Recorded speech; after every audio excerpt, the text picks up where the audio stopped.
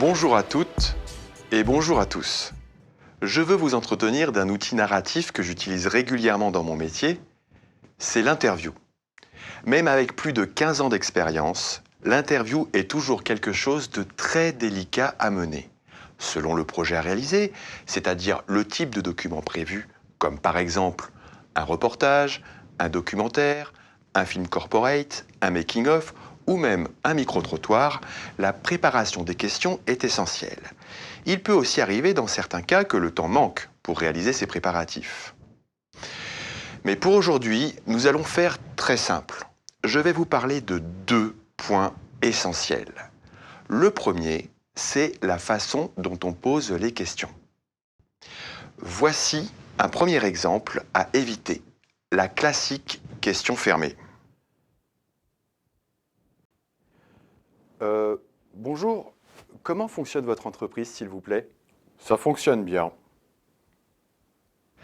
Avec une réponse comme celle-ci, vous n'allez pas aller bien loin lorsque vous vous trouverez dans la salle de montage vidéo en post-production.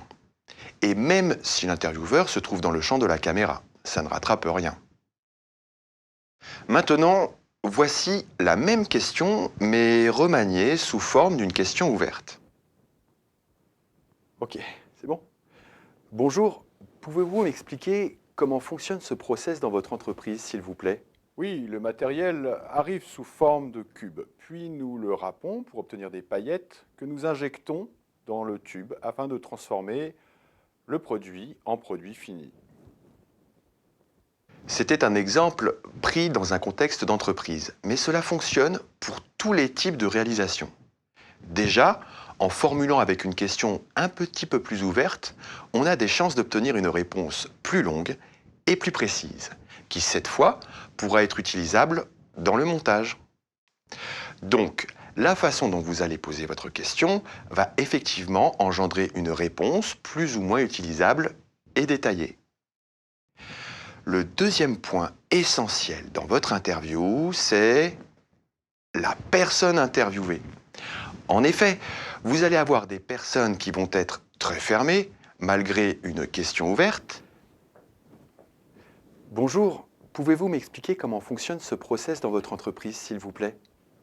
Ce process fonctionne bien. Et vous allez aussi avoir des personnes qui, malgré une question très fermée, vont vous faire des réponses à rallonge. Bonjour, comment fonctionne ce process? Oui, bien sûr. Alors, tout commence par l'arrivée des camions le matin à 5 heures. Ils déchargent les cubes sur les palettes. À 8 heures, les ouvriers démarrent les transpalettes, viennent chercher les cubes pour les emmener au stock. Certains cubes sont directement emmenés à la râpeuse. Ici, La le râpeuse risque ensuite est d'avoir transforme quelqu'un les qui cubes vous en répond à côté de la plaque, peu après, avec une interview qui dure des heures pour ne récupérer que amenés 2 bouts de sur la phrase. chaîne afin d'être La mis réponse donnée ici est très détaillée et pourrait convenir, acheminés tout mais cet exemple illustre bien le deuxième point de cette vidéo. Être attentif à la personne que vous avez en face de vous. Donc, premièrement, prévoyez des questions ouvertes. Deuxièmement, dialoguez avec votre interlocuteur ou interlocutrice pendant la préparation de votre interview.